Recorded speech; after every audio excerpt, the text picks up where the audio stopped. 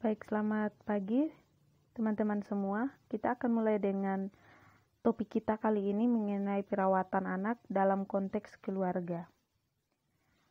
Mungkin teman-teman bertanya, mengapa keperawatan anak harus didasarkan pada konteks keluarga? Kalau diingat lagi mengenai perkembangan anak, maka lingkungan terkecil seorang anak atau individu adalah keluarga. Keluarga adalah pihak pertama yang mencukupi semua kebutuhan anak, termasuk kebutuhan perawatan anak. Nah, pengasuhan yang diberikan oleh keluarga kemudian mempengaruhi tumbuh kembang dari anak itu. Kalau kita bicara mengenai pengasuhan, tidak hanya berhubungan dengan tindakan asuh, tetapi juga tindakan asih dan asa. Asuh itu berbicara mengenai kebutuhan fisik atau biologis, ketika keluarga mampu memenuhi kebutuhan makan minum, sandang, papan, dan sebagainya. Kebutuhan asih ketika keluarga dapat memenuhi kebutuhan kasih sayang dan emosi agar anak merasa terlindungi, merasa aman dan nyaman dalam melakukan kegiatan sehari-hari. Lalu kebutuhan stimulasi atau asa untuk meningkatkan tumbuh kembang dari anak. Nah, karena pengaruh keluarga yang begitu besar terhadap anak, maka keperawatan menganut prinsip family center care, yang mana perawatan yang diberikan melibatkan anggota keluarga yang ada. Apa saja manfaat dari family center care? Kita lihat di slide ini bahwa family center care ini bermanfaat untuk keluarga maupun untuk tenaga kesehatan. Tentunya tujuan utamanya adalah untuk meningkatkan derajat kesehatan dari anak. Yang pertama adalah meningkatkan hubungan antara tenaga kesehatan dan keluarga. Nah, hubungan yang dimaksud ini adalah hubungan yang profesional ya, antara tenaga kesehatan maupun keluarga dari anak tersebut. Semakin tenaga kesehatan atau perawat melakukan hubungan yang intens dengan keluarga, maka keluarga akan semakin percaya dan memberikan umpan balik yang positif, dan tentunya itu akan sangat bermanfaat untuk membantu perawatan anak. Yang kedua adalah meningkatkan pengambilan keputusan klinis. Pengambilan keputusan klinis di sini diperlukan tidak hanya dari anak, karena kita tahu anak belum bisa melakukan atau memberikan keputusan klinis atau keputusan-keputusan tertentu atas dirinya sendiri. Anak hingga umur 20 tahun sesuai dengan pedoman yang diberikan WHO sampai 20 tahun masih termasuk anak adalah masih dalam tanggung jawab dari orang tua. Jadi ketika akan melakukan suatu tindakan entah apapun itu kepada anak, misalnya anak perlu untuk mendiskusikan mengenai apakah akan dirawat inap ataukah akan rawat jalan saja, semuanya itu harus atas persetujuan dari orang tua. Ataukah anak mau dioperasi atau tidak, seperti itu semuanya harus atas persetujuan orang tua. Dengan berfokus pada keluarga, maka pengambilan keputusan klinis ini dapat dilakukan dengan maksimal. Yang ketiga, membuat dan mengembangkan tindak lanjut rencana keperawatan dengan berkolaborasi bersama keluarga. Nah, tindak lanjut keperawatan ini kita lakukan setelah mendapatkan persetujuan tentunya dengan keluarga atau dengan orang tua terlebih dahulu. Setiap hal yang kita lakukan tentunya harus didiskusikan dulu dengan orang tua maupun dengan keluarga terdekat dari anak. Selain itu, kita bisa meningkatkan pemahaman tentang kekuatan yang dimiliki oleh keluarga dan kapasitas dari kita sebagai pemberi layanan.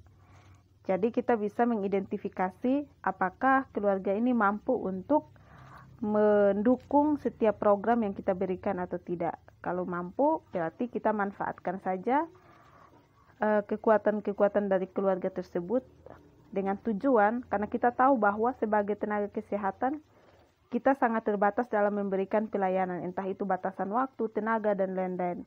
Teman-teman bisa bayangkan di rumah sakit, satu perawat atau misalnya dalam satu ruangan itu pasiennya bisa sampai belasan orang, bahkan puluhan orang. Perawatnya tidak pernah sampai 10 orang, misalnya seperti itu. Jadi dengan adanya kerjasama atau kolaborasi dengan keluarga, maka kita bisa menggunakan kekuatan yang dimiliki oleh keluarga, kelebihan-kelebihan yang dimiliki oleh keluarga untuk membantu kita memberikan pelayanan kepada anak. Lalu penggunaan sumber-sumber pelayanan kesehatan dan waktu tenaga profesional yang lebih efisien dan efektif.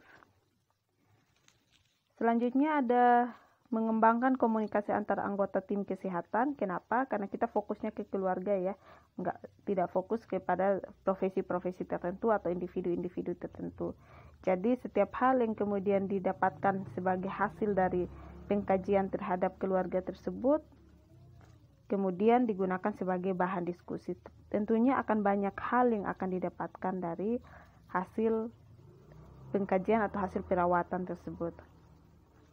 Nah, ini sangat berkaitan dengan poin ketiga, meningkatkan lingkungan pembelajaran untuk spesialis anak dan tenaga profesi lainnya dalam pelatihan-pelatihan. Nah, kita mendapatkan bahan diskusi, mendapatkan bahan untuk dipelajari bersama.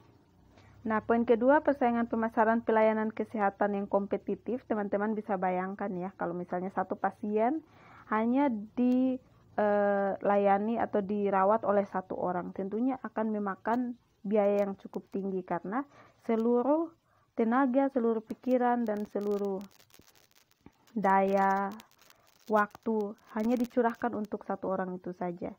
Jadi respon yang bisa muncul, reaksi yang kemudian bisa muncul adalah tingginya angka biaya perawatan anak tersebut. Tetapi kalau misalnya itu dirawat secara berkelompok dalam tim dan juga dilibatkan oleh keluarga, maka tentunya pembiayaannya juga akan menjadi lebih rendah, sehingga itu bisa menjadi salah satu daya tarik kepada orang-orang untuk merawat anaknya atau merawat keluarganya yang sakit di fasilitas kesehatan tersebut. Lalu menciptakan lingkungan yang meningkatkan kepuasan profesional maupun mempertinggi kepuasan anak. Tentunya akhir dari setiap tindakan yang kita lakukan adalah untuk memberikan kepuasan terhadap pasien kita, terhadap anak, keluarga, maupun kepada diri kita sendiri. Nah, setiap anak ketika mengalami sakit atau penyakit, biasanya akan mengalami suatu keadaan yang dinamakan dengan hospitalisasi. Hospitalisasi adalah keadaan yang mengharuskan anak tinggal di rumah sakit, menjalani terapi maupun perawatan karena suatu alasan yang berencana maupun karena suatu keadaan darurat. Seperti contoh karena kecelakaan atau karena mungkin bencana dan sebagainya. Nah, hospitalisasi ini sendiri biasanya menimbulkan stres, tekanan terhadap anak, tekanan secara psikologis terhadap anak. Nah, yang bisa ditemukan dalam tanda-tanda yang ditunjukkan dari anak-anak adalah kecemasan, ketakutan, kehilangan kebebasan, kehilangan kepercayaan diri, dan lain-lain. Nah, kecemasan ini sendiri biasanya berhubungan dengan perpisahan dengan keluarga dan teman. Nah, ini yang membedakan antara kecemasan dan takut. Kalau kecemasan itu tidak ada objek, jadi cemas dengan perpisahan. Perpisahan itu kan tidak bisa dilihat. Kalau takut itu sesuatu yang memiliki objek. Takut jarum suntik, takut rumah sakit, takut dokter, takut manusia, takut orang, seperti itu. Nah, kalau kecemasan sendiri, kecemasan terhadap sesuatu yang tidak bisa dilihat, misalnya mencemaskan kepergian seseorang dan sebagainya. Kemudian kehilangan kebebasan. Nah, ini terjadi karena anak diharuskan untuk menaati prosedur perawatan atau pengobatan. Jadi, anak tidak bisa bebas untuk melakukan apa saja seperti sedia kala. Anak harus diminta untuk tetap di kamar ataupun tidak bisa berlari-lari seperti sebelumnya ya. Kalau anak umur toddler itu sedang aktif-aktifnya lari ke sana kemari, bermain lompat-lompatan dan sebagainya, maka anak diharuskan untuk mengikuti prosedur perawatan ketika anak mengalami hospitalisasi. Sehingga anak akan kehilangan kebebasan. Selain itu, anak akan kehilangan kepercayaan diri. Karena sudah tidak bisa melakukan apa-apa lagi. Rasanya sakit itu tidak bisa melakukan apa-apa. Seperti itu. Lalu bagi keluarga sendiri, ada perasaan cemas, takut, sedih, dan frustasi. Nah, ini tergantung dari usia anak, pengalaman anak sakit sebelumnya, lalu jenis penyakitnya seperti apa, dan juga lama perawatan. Kalau perawatan yang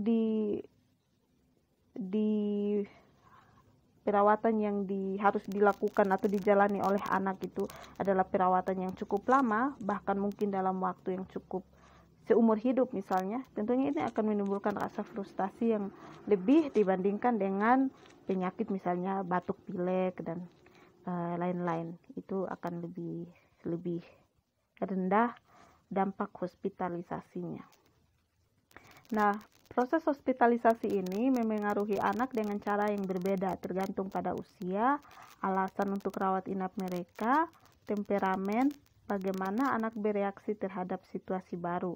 Karena ada anak yang kalau misalnya ada situasi baru datang ke rumah yang baru atau mungkin bertemu dengan orang yang baru, biasanya akan merasa asing, tidak mau untuk melakukan segala sesuatu aktivitas seperti biasa, mungkin akan menjerit-jerit bagi anak yang masih umur balita ya, atau terlihat ketakutan. Tetapi ada juga anak-anak yang walaupun balita, usianya masih balita, tetapi dalam situasi yang baru, ketika bertemu dengan orang baru, biasa saja, karena memang temperamen anak itu berbeda-beda. Sehingga kita akan melihat dampak hospitalisasi sesuai dengan setiap tahapan umur dari anak. Untuk anak usia 0 sampai 12 bulan atau anak di bawah 1 tahun, biasanya usia ini mulai mengembangkan banyak keterampilan baru. Sebagai contoh, anak mulai belajar sampai bisa berjalan, belajar duduk, belajar untuk mengucapkan kata-kata pertama dan sebagainya, untuk makan sendiri. Nah, dengan adanya hospitalisasi, biasanya bayi tidak akan cukup mendapatkan rangsangan sensorik yang cukup untuk mendukung perkembangan dan tumbuh kembang bayi itu. Karena bayi harus dibatasi, tidak boleh misalnya tidak boleh duduk dan berjalan, atau tidak boleh duduk, harus tiduran terus atau harus digendong terus seperti itu karena suatu keadaan ya. Maka bayi tidak dapat mendapatkan rangsangan sensorik yang cukup, apalagi kalau keadaan ini berjalan secara terus-menerus dan mungkin dalam waktu yang lama. Nah, untuk bayi sendiri biasanya reaksi yang akan muncul karena dampak hospitalisasi ini adalah menangis keras karena bayi belum bisa menggunakan kata-kata untuk menyatakan atau mengekspresikan pendapatnya, maka bayi akan menangis keras, marah, banyak melakukan gerakan, dan memiliki ekspresi wajah yang tidak menyenangkan. Untuk bayi yang lebih dari 6 bulan, biasanya bayi sudah tahu untuk membedakan mana orang yang dekat, mana orang asing. Sehingga untuk orang asing biasanya bayi tidak akan mau untuk mendekat. Adanya stranger anxiety, ada kecemasan terhadap orang asing. Nah, ini menjadi catatan bagi kita sebagai perawat maupun calon perawat ketika menghadapi bayi dengan usia seperti ini. Kita harus cukup menjalin hubungan saling percaya dengan anak atau dengan bayi tersebut dan juga dengan orang tuanya, agar apa yang kita harapkan bisa dicapai seperti itu. Untuk fase 12 sampai 24 bulan, biasanya bayi sudah memiliki rutinitas sehari-hari yang kalau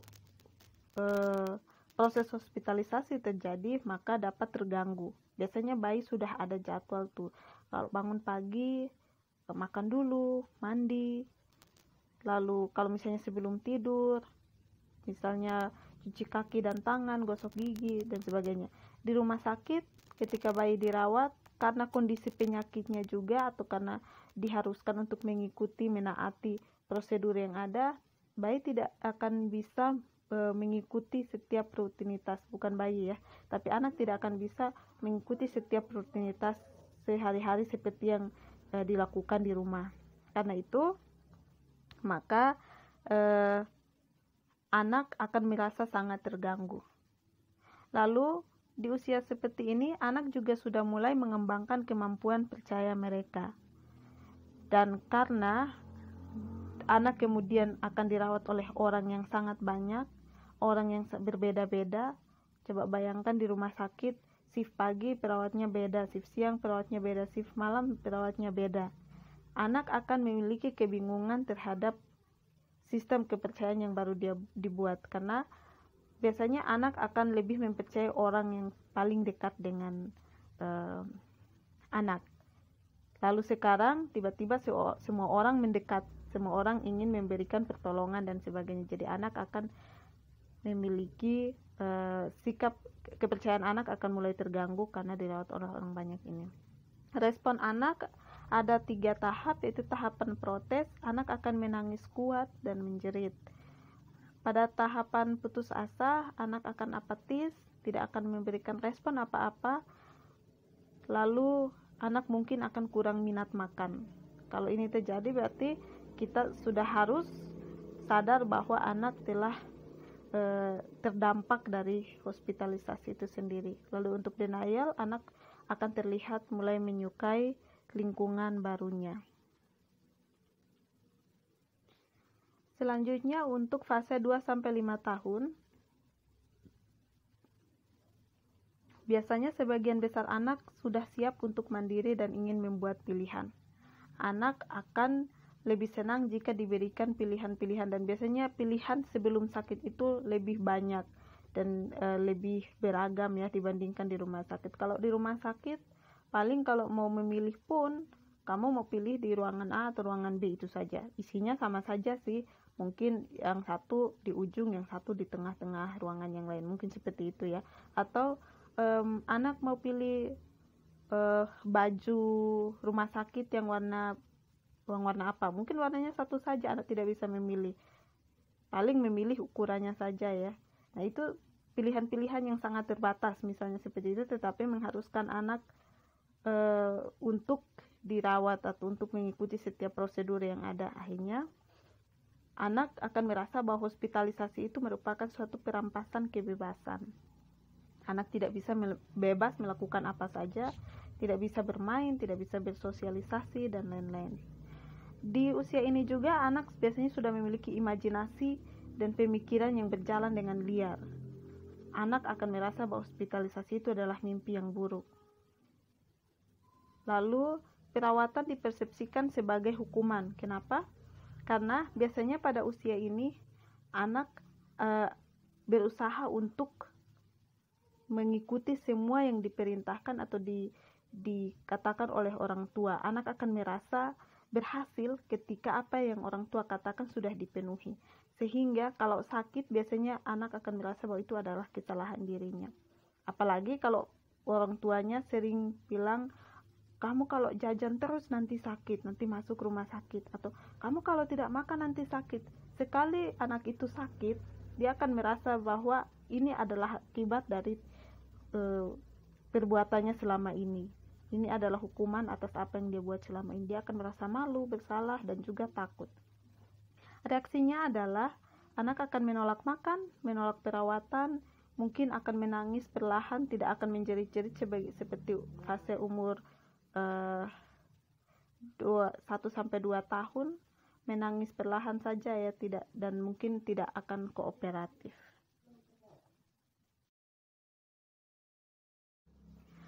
Pada fase 5-12 tahun, biasanya anak sudah mulai sekolah. Nah, pada fase ini anak akan menjadi ingin mandiri dan semua proses sosialisasi, interaksi, serta hubungan dengan teman sebaya akan menjadi sangat penting untuk anak. Sehingga dengan adanya hospitalisasi, artinya adanya pembatasan aktivitas ya, berarti anak merasa tertekan dan merasa bahwa aktivitasnya telah dibatasi oleh orang-orang tertentu atau pihak-pihak tertentu. Anak akan menjadi jengkel dan tidak mau mengikuti peraturan-peraturan yang ada atau prosedur-prosedur yang ada. Mungkin anak akan marah, lalu anak mungkin akan protes. Anak sudah bisa bicara ya, anak usia SD biasanya sudah sangat cerewet dan sebagainya. Nah, pada usia ini juga anak akan mulai merasa risih kalau diperiksa, apalagi melakukan pemeriksaan fisik, karena anak sudah mulai mengembangkan rasa malu. Jadi ketika perawat berhubungan atau melakukan pengkajian terhadap anak usia sekolah, maka dipastikan agar orang tua juga mendampingi, atau kalau orang tuanya memiliki kemampuan, yang dirasa memiliki kemampuan untuk melakukan pemeriksaan tertentu, sebaiknya perawat meminta bantuan dari orang tua saja daripada dilakukan secara langsung oleh perawat dan membuat anak semakin tertekan. Untuk fase 12 tahun ke atas, kita berbicara mengenai remaja. Nah, fase remaja adalah fase di mana seorang anak ingin kontrol penuh atas hidup mereka. Anak tidak mau diatur-atur, tidak mau untuk melakukan seperti apa yang orang lain diinginkan, kecuali itu adalah apa yang mereka inginkan juga. Anak hanya ingin mau melakukan apa yang diinginkan dirinya sendiri, bebas melakukan apa saja. Nah, sekali lagi hospitalisasi itu kita harus mengikuti setiap standar operasional prosedur yang ditetapkan di rumah sakit maupun yang ditetapkan oleh tenaga kesehatan. Karena itu biasanya anak akan menolak setiap perawatan. Mungkin ada perawatan tindakan-tindakan tertentu yang akan ditolak ataupun tidak kooperatif, dan itu seringkali memusingkan. Jadi kita harus tetap melibatkan orang tua dalam pemberian asuhan keperawatan tersebut. Nah, reaksi orang tua sendiri kalau ada anak yang berusia 12 tahun ke atas sakit dan berdampak hospitalisasi adalah cemas. Kenapa? Karena biasanya ada prosedur yang menyakitkan, misalnya disuntik ataupun mungkin harus melakukan pemeriksaan, misalnya palpasi ya. Palpasi itu kan harus ditekan, diraba tetapi dengan penekanan tertentu, dan kalau misalnya ketika yang dipalpasi itu adalah bagian yang sakit, maka anak harus menahan rasa sakit itu agar pemeriksaan itu dapat berjalan dengan baik atau dapat memberikan hasil yang baik. Nah, orang tua pasti cemas dengan keadaan itu.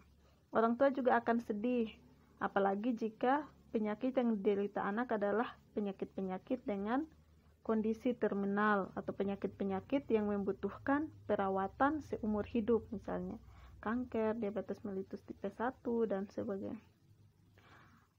Saya memiliki seorang adik dengan diabetes mellitus tipe 1. Dia harus selalu diberikan injeksi. Dia menginjeksi dirinya sendiri setiap hari 3 kali sebelum makan dan juga 1 kali sebelum tidur. Jadi totalnya 4 kali injeksi. Itu dia lakukan sendiri, sampai terkadang orang tua saya juga merasa sedih karena ini harus dialami oleh anaknya. Kita tahu bahwa diabetes mellitus itu adalah penyakit yang penyebabnya juga belum terlalu jelas. Memang kerusakan pankreas, tetapi belum tahu secara jelas apakah itu karena virus atau karena apa. Pemeriksaan penunjangnya pun masih belum jelas. Nah, itu kemudian menyebabkan kecemasan yang bertambah tinggi pada orang tua. Frustasi karena perawatan yang lama biasanya. Nah, frustasi itu misalnya perawatannya harus seumur hidup atau perawatannya membutuhkan uang yang cukup banyak, maka orang tua akan sudah banyak kejadian seperti itu. Orang tua berusaha semaksimal mungkin mencari uang ke sini ke sana untuk menutupi biaya perawatan anak. Lalu biasanya setelah 12 tahun anak sudah memiliki saudara sekandung, setidaknya punya adik atau punya kakak seperti itu ya. Nah, untuk anak yang sakit, biasanya anak akan selalu diistimewakan. Tidak tahu ya teman-teman seperti itu atau tidak, tetapi di keluarga saya seperti itu. Kalau ada yang sakit biasanya sangat diistimewakan. Minta dibelikan ini, dibelikan. Malah ditanya, bahkan ditanya, kamu mau makan apa misalnya, atau kamu mau dibelikan apa, kamu pengen apa, nanti diberikan misalnya seperti itu. Itu akan menimbulkan reaksi dari saudara sekandung, ada rasa marah, cemburu, mungkin benci, atau mungkin rasa bersalah. Jangan sampai karena dia makanya anak tersebut kemudian sakit dan sebagainya. Ada suatu peristiwa teman saya ketika adiknya celaka kemudian masuk ke rumah sakit. Dia merasa sangat bersalah karena dia merasa bahwa akibat dia tidak menjaga adiknya tersebut, adiknya itu masuk ke rumah sakit. Nah, itu adalah reaksi-reaksi yang mungkin bisa muncul ketika seorang anak dirawat karena atau mendapatkan dampak hospitalisasi.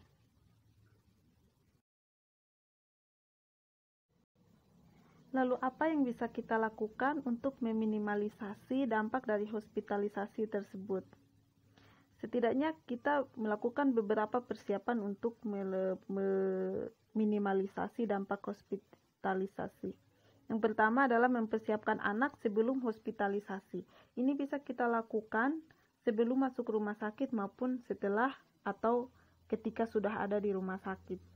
Nah, yang perlu kita ingat, persiapan ini juga harus kita sesuaikan dengan usia anak. Sebelum masuk ke rumah sakit, yang perlu kita siapkan adalah ruang rawat sesuai dengan tahapan usia anak dan jenis penyakit. Jangan sampai kita gabungkan antara anak dengan usia 0-1 tahun dan anak usia misalnya 4-5 tahun. Karena usia preskolar biasanya usia yang penuh dengan keributan dan berbagai macam hal dibandingkan dengan usia 0-1 tahun. Ataupun kita menggabungkan usia remaja dengan usia anak sekolah misalnya, karena biasanya remaja tidak akan nyaman berada di dekat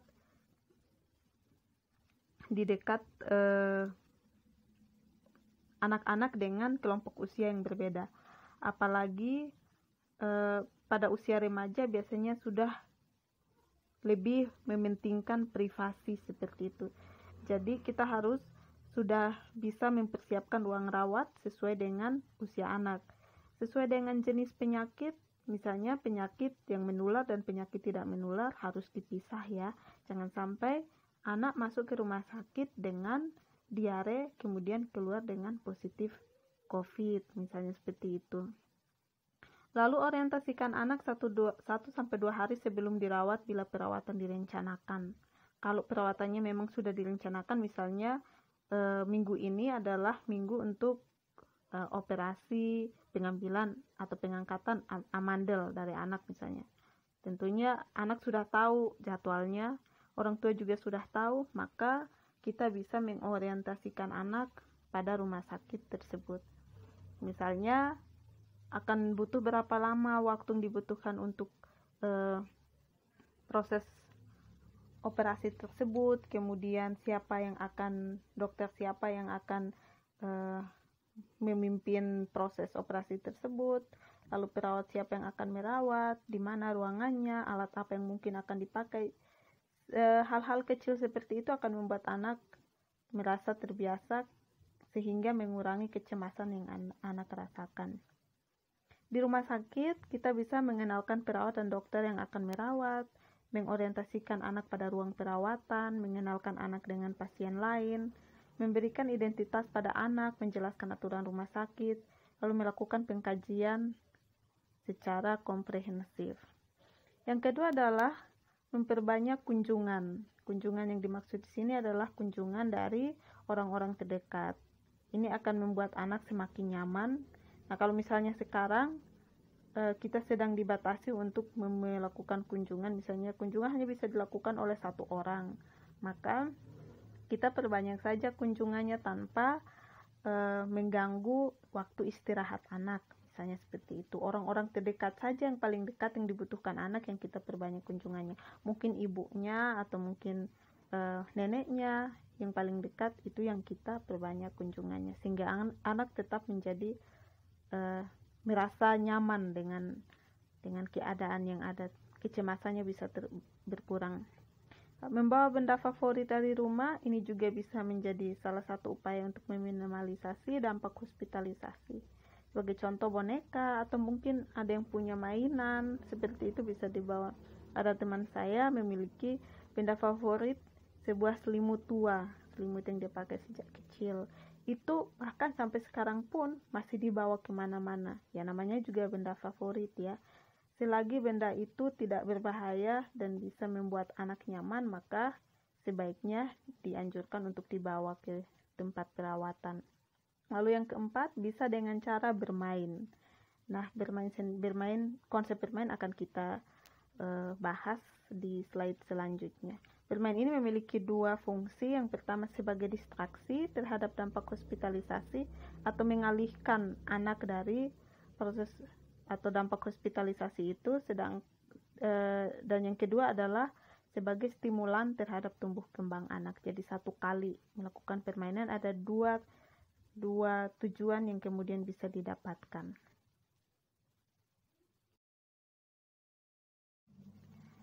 Kita masuk ke konsep traumatic care yang merupakan sebuah layanan atau pelayanan terapeutik yang diberikan oleh perawat pada anak, kurang kata anak ya, dan melalui intervensi yang meniadakan atau mengurangi distres fisik dan fisiologis pada anak dan keluarga dalam sistem pelayanan kesehatan. Kalau tadi proses hospitalisasi lebih kepada bagaimana anak bereaksi terhadap proses hospitalisasi secara psikologis, ya ada kecemasan, ketakutan dan lain-lain, maka traumatic care ini bertujuan untuk mengurangi hospitalisasi itu juga, tetapi dengan cara meniadakan atau mengurangi dampak secara fisik.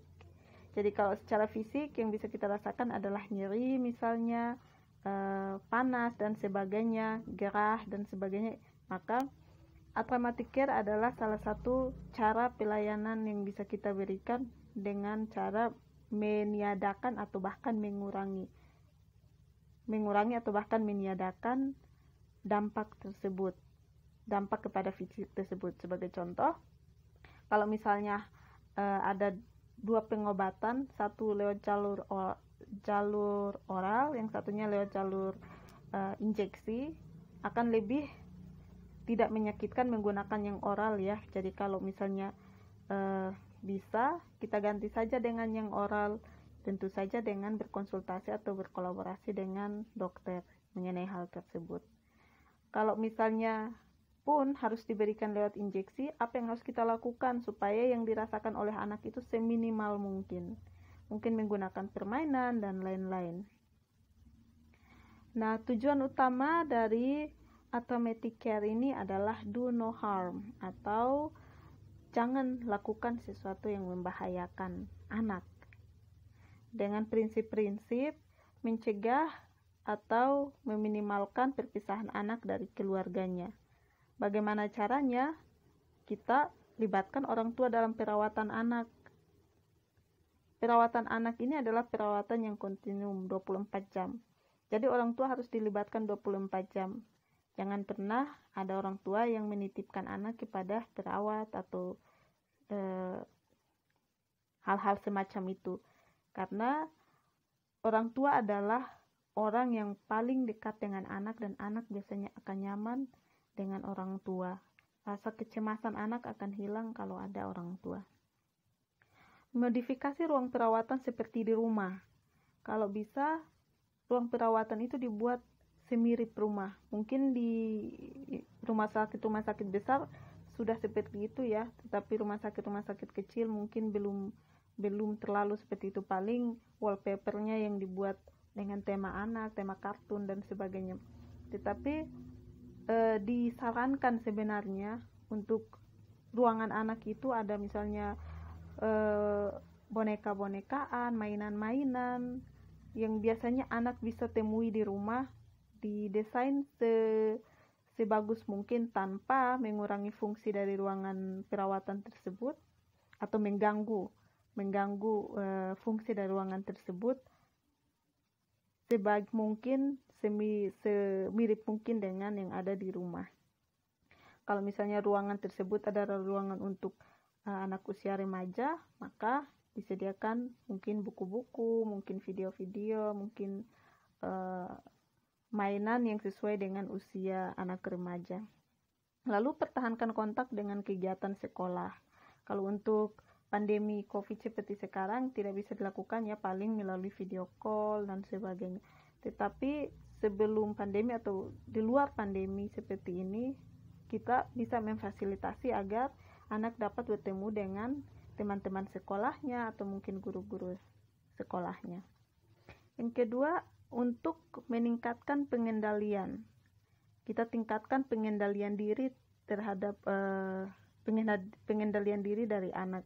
Karena biasanya anak akan merasa kehilangan kontrol atas dirinya. Karena sudah dibatasi itu ya. Anak tidak bebas lagi, jadi anak merasa kehilangan kontrol. Maka yang kita lakukan adalah meningkatkan pengendalian diri dari anak. Caranya menghindarkan pembatasan fisik jika anak kooperatif. Kalau anak kooperatif, maka anak tidak perlu terlalu dikekang seperti itu. Tidak mungkin kalau misalnya anak masih menggunakan infus ya, tetapi ingin jalan-jalan, kita lihat dulu apakah anak ini anak yang suka jalan sambil berlari-lari, melompat-lompat dan sebagainya atau tidak, kan itu akan membahayakan selang infusnya yang bisa sewaktu-waktu terlepas dibandingkan dengan anak yang kooperatif, bermain dengan sopan seperti itu. Lalu kita bisa buat jadwal kegiatan harian. Jadwal kegiatan harian yang anak sudah tahu bahwa jam sekian akan melakukan ini, 3 kali sehari akan minum obat dan sebagainya. Itu akan membuat anak merasa memiliki pengendalian diri karena sudah tahu apa yang akan dilakukan hari ini.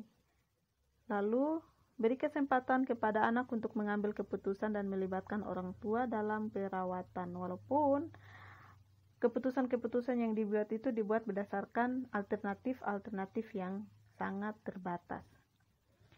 Untuk selanjutnya adalah mencegah dan meminimalkan cedera dan nyeri. Kita bisa mempersiapkan psikologis anak dan orang tua dengan menjelaskan prosedur yang akan dilakukan. Melakukan permainan terlebih dahulu berkaitan dengan prosedur, misalnya bermain dokter-dokteran, lalu menghadirkan orang tua pada saat tindakan, dan jangan lupa tunjukkan sikap empati. Jangan sampai gara-gara perawatnya tidak suka senyum, anaknya semakin menolak perawatan yang diberikan.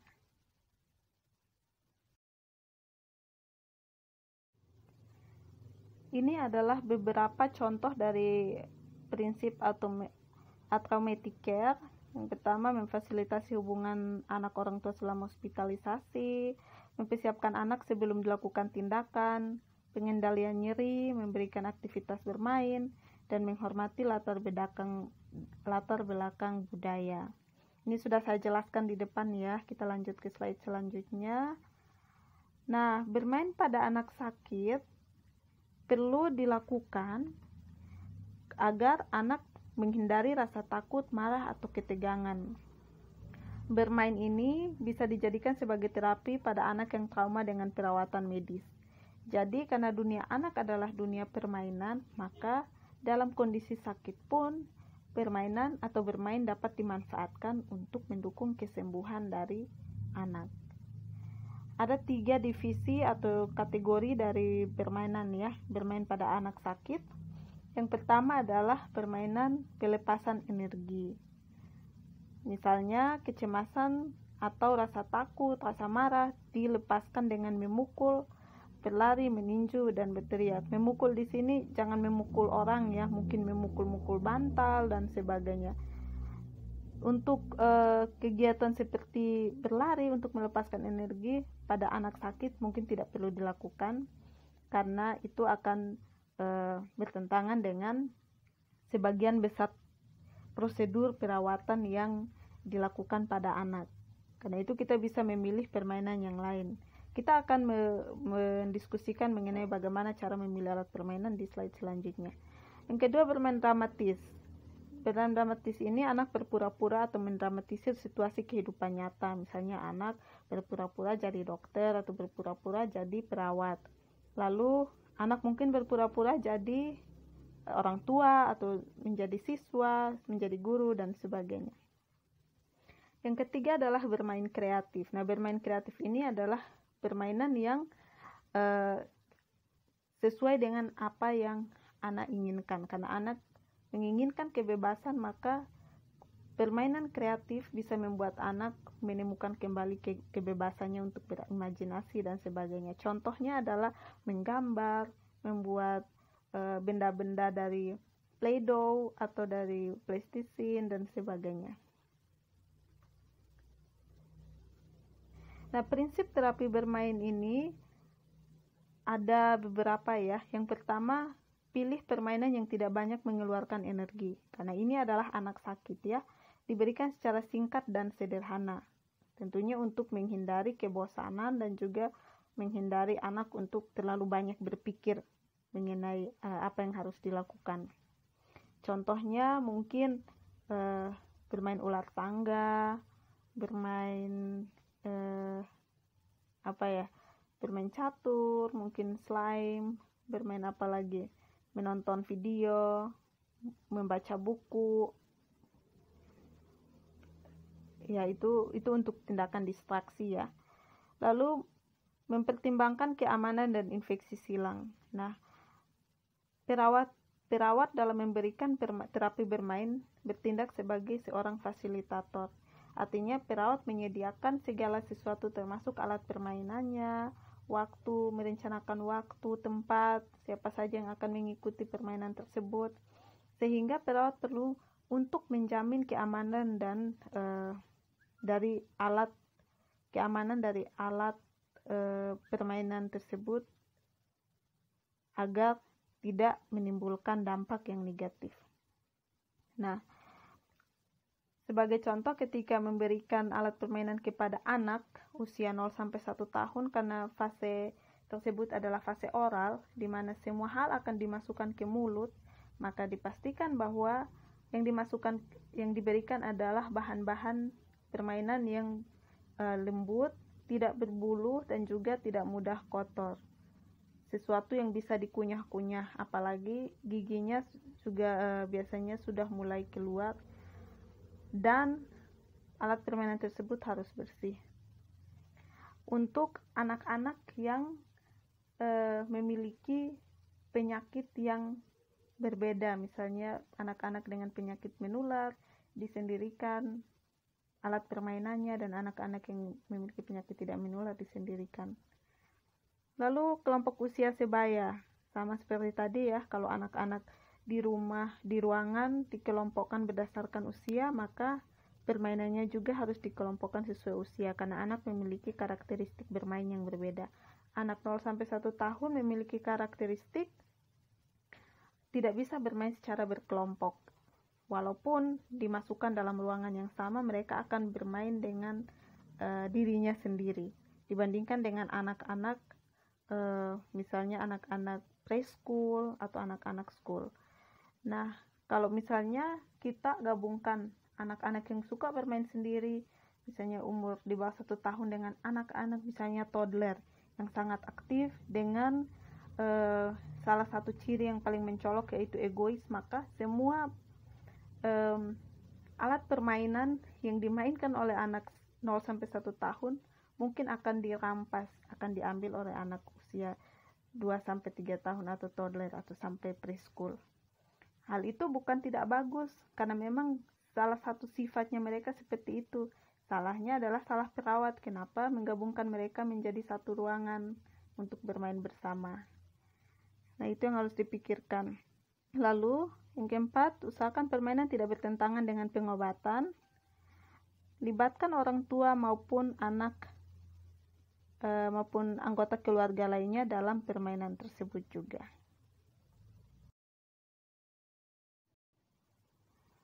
Ini adalah beberapa hal yang perlu kita pertimbangkan sebelum merancang program bermain, terutama bermain pada anak di rumah sakit. Yaitu pertama, tujuan bermain harus menekankan pada upaya ekspresi sekaligus relaksasi dan distraksi. Jangan sampai kita hanya memilih permainan yang hanya supaya bisa bermain tetapi tidak sekaligus memberikan relaksasi. Kalau kita memberikan permainan yang berat, misalnya mengisi teka-teki silang yang sangat berat, maka anak akan semakin pusing, sehingga upaya relaksasi tidak akan bisa tercapai. Lalu proses bermain. Di proses bermain ini, perawat adalah fasilitator. Jadi jangan sampai perawat juga ikut mainan ya. Perawat hanya merencanakan program bermain ini, merencanakan waktu, tempat, dan pihak-pihak yang terlibat, memastikan alat permainannya ada dan akan mencapai tujuan yang diharapkan. Lalu untuk alat permainan yang diperlukan, nah ini yang harus kita pahami bahwa alat permainannya harus berupa alat permainan edukatif. Harus menjadi media untuk mengeksplorasi perasaan anak sesuai dengan tumbuh kembang. Jadi alat permainan untuk anak bayi tentunya sangat berbeda dengan alat permainan untuk anak 2-3 tahun, untuk anak preschool akan berbeda dengan anak sekolah, untuk anak sekolah akan berbeda dengan anak remaja. Mungkin anak remaja akan lebih suka kalau permainannya berupa permainan yang lebih menantang ya, atau mungkin permainan membuat misalnya TikTok dan sebagainya, itu bisa dilakukan selagi itu tidak menentang atau bertentangan dengan program pengobatan yang diberikan atau dijalani. Tetapi pada anak SD biasanya mereka memiliki sifat karakteristik untuk kompetitif, sebuah kompetisi. Mereka sukanya sebuah kompetisi. Jadi permainan yang diberikan bisa berupa permainan yang akhirnya akan bisa dilihat siapa yang menang sesuai dengan hasil yang ada dan siapa yang tidak. Seperti permainan yang kompetitif ya. Misalnya permainan ular tangga, siapa yang berhasil sampai ke angka 100 dulu daripada yang lain. Lalu anak umur preschool biasanya adalah anak yang suka memainkan segala sesuatu yang berhubungan dengan eksplorasi. Begitu juga dengan anak umur toddler. Anak-anak akan lebih banyak menggunakan aktivitas fisik. Tetapi anak akan menjadi egois, maunya menang sendiri. Jadi pengennya dia yang menang, tidak akan ada orang lain yang menang, tidak akan mengakui orang lain yang menang. Makanya permainan juga harus disesuaikan dengan tumbuh kembang anak. Nah, untuk anak usia 0-1 tahun sendiri, biasanya anak membutuhkan permainan yang merangsang tumbuh kembang anak atau perkembangan anak di umur 0-1 tahun itu. Misalnya mainan yang berwarna-warni, mainan yang bisa memiliki tekstur yang berbeda-beda, mungkin ada yang halus, ada yang kasar, dan sebagainya. Nah, pelaksanaan kegiatan permainan sendiri, kita akan melihat respon dari orang tua maupun dari anak selama mengikuti permainan. Apakah permainan itu cukup membosankan? Apakah orang tua ikut antusias? Ataukah anak tidak bermain, yang bermain orang tua, dan sebagainya. Kita evaluasi dan kita masuk ke bagian kelima, yaitu penilaian atau evaluasi. Kita lihat apakah permainan tersebut sudah bisa menjawab tujuan yang ingin kita capai, dan juga hambatan-hambatan apa yang terjadi ketika melakukan permainan tersebut. Itu yang kemudian kita evaluasi.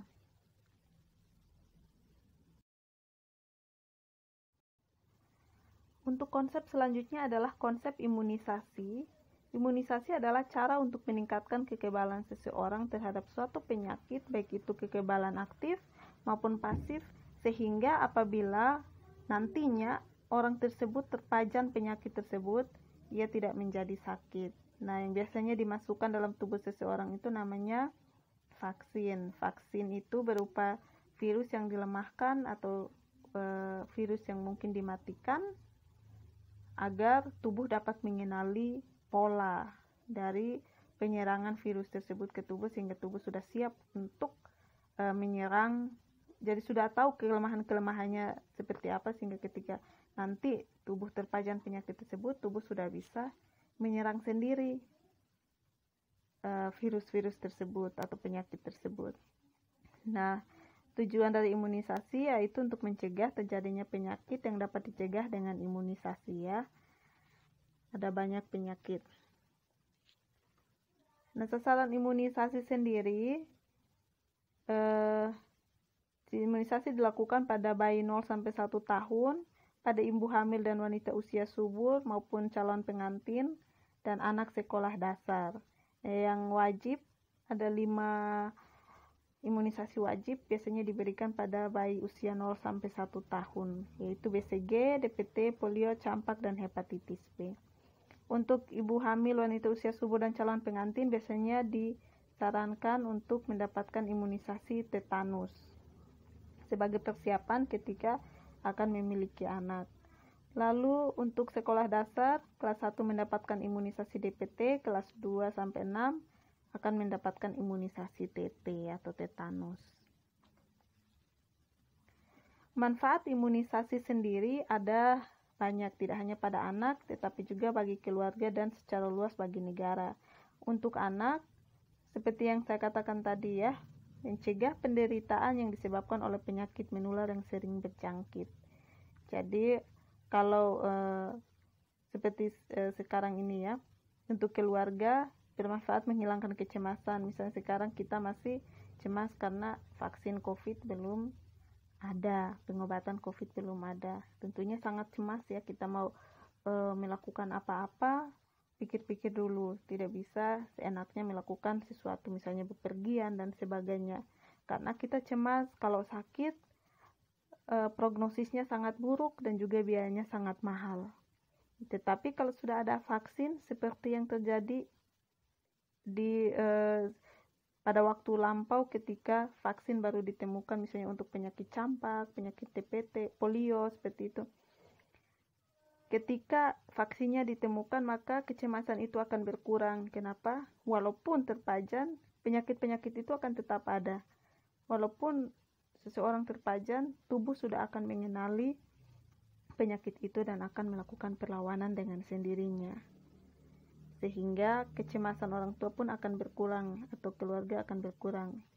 Untuk negara, karena tingkat kesakitan berkurang, maka derajat kesehatan akan meningkat. Sehingga bangsa akan menjadi lebih kuat dan pembangunan negara akan menjadi lebih meningkat.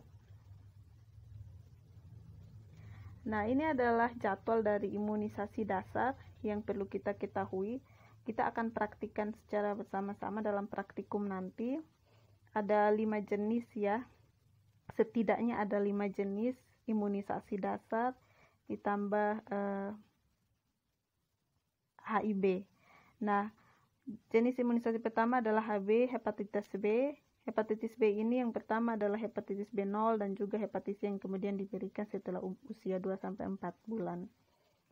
Nah, hepatitis B0 diberikan di 24 jam pertama dengan, jalur pemberian imunisasi ini berbeda-beda sesuai dengan jenis imunisasinya. Jadi kita perlu pelajari juga ya jalurnya ya, karena ada yang sangat mirip, misalnya melalui subkutan dan melalui intrakutan. Saya yakin teman-teman sudah pelajari melalui basic skill in nursing, tetapi saya perlu tekankan lagi bahwa harus dipelajari agar tidak terjadi kesalahan jalur pemberian imunisasi. Demikian juga dengan dosis. Teman-teman bisa pelajari sendiri ya. Untuk BCG, penyakit yang ditangani TBC, jadwal pemberian bulan pertama. Untuk polio, penyakitnya adalah polio, lalu caranya adalah melalui oral 2 tetes. DPT, untuk penyakit difteri, pertusis, dan tetanus. HIV dan HB/HIV, hepatitis B, meningitis, pneumonia radang telinga yang sering menyerang anak, diberikan juga di bulan kedua sampai keempat. Lalu campak itu selalu di bulan ke-9.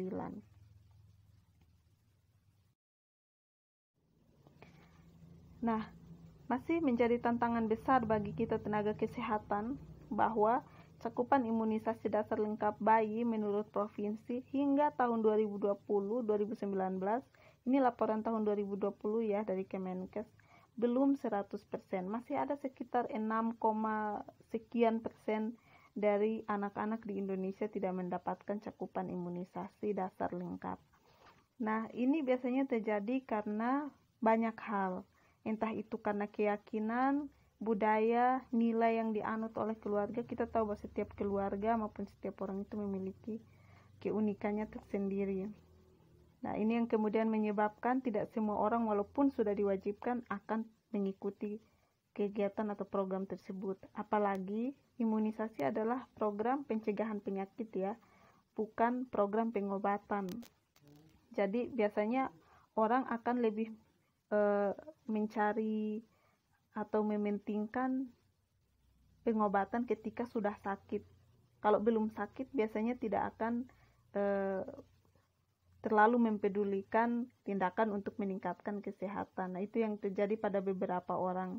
Tidak semua orang ya, tapi beberapa orang yang dengan data yang ditunjukkan di sini menunjukkan bahwa mereka belum melakukan imunisasi dasar lengkap. Tidak hanya itu, mungkin ada juga tempat-tempat tertentu yang mungkin jauh dari tempat kesehatan, fasilitas kesehatan, sehingga tidak menjadi prioritas bagi mereka untuk mendapatkan imunisasi. Bisa saja seperti itu.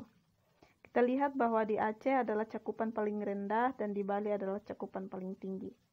Nah, tugasnya tenaga kesehatan termasuk perawat adalah bagaimana untuk memotivasi masyarakat untuk bisa memberikan mengikuti program imunisasi dasar lengkap, karena ini sangat berguna bagi bayi yang baru keluar dengan polos, belum mendapatkan sistem kekebalan tubuhnya sendiri, harus diberikan dari luar. Itu saja materi dari saya berharap dapat bermanfaat dan kita bisa diskusikan lebih lanjut di kelas online. Terima kasih atas perhatiannya dan selamat pagi.